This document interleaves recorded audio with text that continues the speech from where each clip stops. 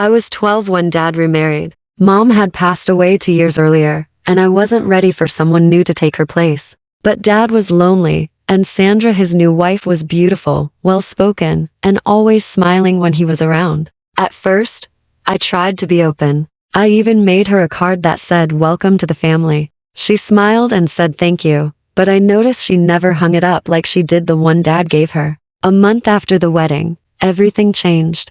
Sandra became cold when Dad wasn't around. She criticized how I folded my clothes, how much I ate, how I looked. "You're old enough to do your own laundry," she said. "Don't expect me to baby you like your mom probably did." It felt like I was living with a stranger who didn't want me there. By the time I turned 14, it was clear Sandra didn't just dislike me, she wanted me gone. She would forget to pick me up from school. She complained to Dad that I was disrespectful or lazy. She even once told him I slammed a door on purpose, when I hadn't. And Dad? He started believing her. I tried to explain, but every time I spoke up, Sandra would twist my words. Eventually, Dad sat me down and asked if I would consider going to stay with my aunt, just for a while. It broke me. I packed a bag that night. My aunt welcomed me, no questions asked. She knew something wasn't right. I cried myself to sleep for the first few nights. Not because I missed Sandra, but because I missed my dad.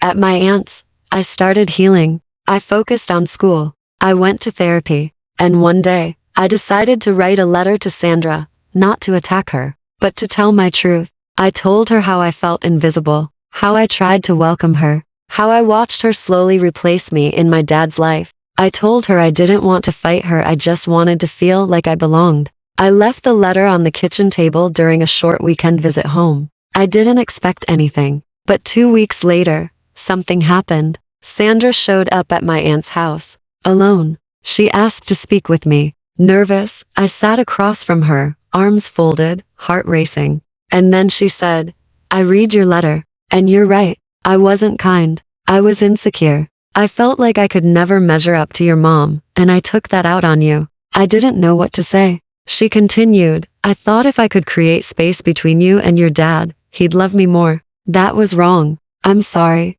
We both cried. It wasn't perfect, but it was a start. Now, I'm 21 and living on campus. Sandra and I still aren't super close, but we're good. She sends me care packages during exams. We talk on the phone sometimes. And once, she even admitted, "You're strong. You taught me a lot." Dad eventually saw the truth too. He apologized for not listening sooner. We're rebuilding our bond, one weekend visit at a time. Sandra and I will never be mother and daughter, but we've found something else: mutual respect, growth, and a second chance. And honestly, that's a happy ending I never saw coming.